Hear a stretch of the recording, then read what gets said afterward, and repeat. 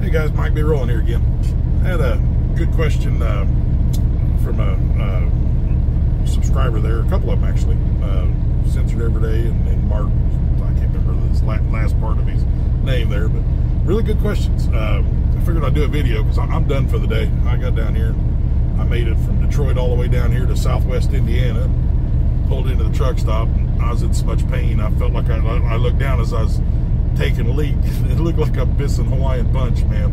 Whew, that's a lot of blood. But I laid down, stretched out, 10 minutes. Good, just all pain gone. Just needed to take the pressure off, stretch everything out flat, and good to go. But I can't unload till morning. And I thought, man, I got plenty of time. Rather than just type a couple of quick responses, I'll make a video. So here we go. The first one, Mark was talking about having 100 grand set aside and looking to buy a truck. I keep looking up here because I'm across the truck lot here. There's some people, I don't know if they're getting ready to start throwing hands or what, but they sure look like they're having a spirited conversation. But so anyway, he had 100,000 set aside, and he was planning on putting 30 to 40 in I think it was put 50 aside for a fully funded maintenance account, which is good, but you may not need that much. You know, I always say minimum of 20, but 20 to 30,000 to the side as a maintenance account. It's a good, safe place to start. It might give you a little more capital to, well, then again, I mean, if you were talking about putting 30 to 40,000 down, or going, you know, just with a starter truck to run for a couple of years and start up with that kind of startup capital, I'd go ahead and get your big truck right out of the gate. Because you know, you were talking about financing. The numbers I added up, you were looking at roughly $90,000 to $100,000 trucks. You're talking 30,000 down on a $90,000 truck. That's 30%. Even for a first-time truck buyer, there's nobody that's not going to finance you. They're going to say, "Oh, you got 30% down? Sure, we'll finance you." You know, and the newer the truck, the easier it is to finance, obviously. Then you had also mentioned about, but yeah, I would before I jump to the next thing, you know how my mind is, man. I just take dirt roads and head off down the path there. But with that kind of capital, it might not be a bad idea to put 30 grand down, because then, you know, just kind of thinking out loud here, spitballing ideas. If you were to put the 30 grand down and finance, say, the other 60, you know, or 50 or 60, whatever, go 80. Is that right? Yeah, 30 grand down, 90,000. So yeah, 60. Okay, too tired to math. That's plenty of down payment, but if you still kept 50 to the side for a maintenance account, you could earmark 20 of that 50 of emergency, holy shit, got to make a truck payment, you know, and work's too slow this week, whatever. That might not be a bad idea, to keep a little larger maintenance fund just for the rainy day fund, you know, or big breakdown or something you didn't foresee coming, or, you know, that sort of thing. It's not a bad idea. In fact, the more I think about it, the more I like that idea. But first of all, I got to say, saving up $100,000 and Censored Every Day, same thing. He's right up there with you. You guys saving that kind of cash, man, that takes discipline. Kudos to you.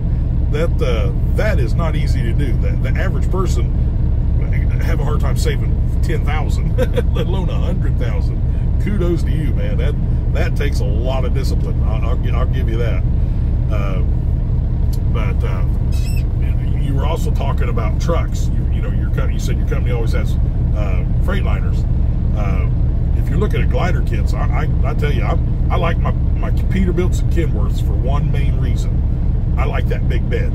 Freightliner and International and all the other trucks, they got a standard bed, but PACCAR puts like a, I don't know if it's 44 or 46 inch mattress on the bottom. I like that big mattress. Hell, I'm 6'3", you know. When I roll over, I don't want to have to pick myself up, roll over and flop myself down. I like to be able to roll over in my bed and have plenty of room, you know. That's my number one thing about PACCAR, is that nice big bed on the bottom bunk. But as far as Freightliner goes, I got no complaints with Freightliner, but those Freightliner Coronado glider kits, nice trucks, man. Very nice trucks. Spacious, comfortable, good ride. And that 12.7 Detroit, that, you know, if you buy like a Fitzgerald glide or whatever, chances are they're going to have a 12.7 Detroit in it. Bulletproof motor. I mean, I wouldn't hesitate a minute. But then, you know, you were talking about more long term. I mean, if you go with I think you can still buy maybe 21s and 22s in the glider kit area. It might have been a little bit sooner. It might have been 19 or 20 that they finished them up. I'm thinking you can still buy. There's probably still some 21s and 22s out there that you could get a hell of a good deal on, I would bet. Probably some good Pete 389s glider kits now that I think of it, you know, if you wanted to go that route. But I don't know if you're going, you know, got to have a Billy Big Rigger, you know, syndrome, where you got to have that big 389, or got to have that hood, you know, got to have the W9. Nothing against it. I like them. You know, I've had many hoods. Yeah, I bought this T660 because I went from a 379 Pete to a 386 Pete, which is basically the same truck except, you know, sloped hood, and kind of bugged me. But then when I was looking at trucks and I found this sloped hood T660, I was like, man, this is a nice freaking truck. I wish it was a W9 though, but it's pretty nice. But on occasion, I daydream. I catch myself daydreaming about selling the beast and going to buy me another hood. I like them. But, of course, I don't give a shit about fuel mileage, you know. I haul heavy. I don't get good fuel mileage to begin with. But no, I just wanted to do a video on that part of it and say that you've got a good idea there. That might be very doable, very doable. But if you're going to finance, you know, get you a nicer ride, I wouldn't go whole hog and buy brand new, but, you know, find you a good 2-3-year-old used truck. And if you're thinking long term, I'll tell you one thing: don't buy anything less than exactly what you want, because you'll have years to kick yourself in the ass over it. If what you want is a 389 Peterbilt and it costs 20 grand more, but you just, man, I don't know, I just can't, just do it. It's only money, man. You will not be happy. I promise you. You may buy the truck and feel good that you saved 20 grand by buying a different model of Peterbilt or whatever, but for the next 5, 6, 7, 8, 10 years, you're going to kick yourself in the ass. I should have just bought that 389. It would have been paid for by now, blah, blah, blah, blah, blah. That's one piece of advice I'll give to anybody. No matter what the cost, don't buy anything less than exactly what you want.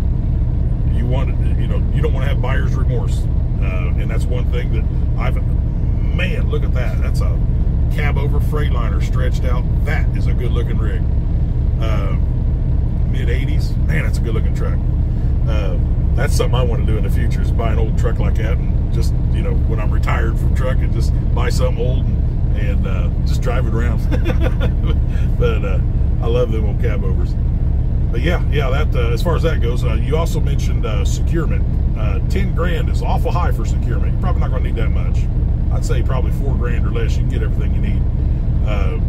Depending on what you're hauling. I mean, if you're going to have 8-foot tarps, 4-foot tarps, 2-foot steel tarps, you know, I mean, yeah, you can rack up a hell of a bill. But you should be able to pretty much equip a flatbed with tarps and chains, binders, straps, edge protectors, you know, coil racks, lumber, the whole 9 yards. You should be able to do it for between 4 and 5 grand, I would think. Yeah, I think 10 grand is real high. So there, you know, that right there will give you another 5 grand. But like I said in that comment, if you're leasing on with a flatbed outfit, just buy the equipment through them.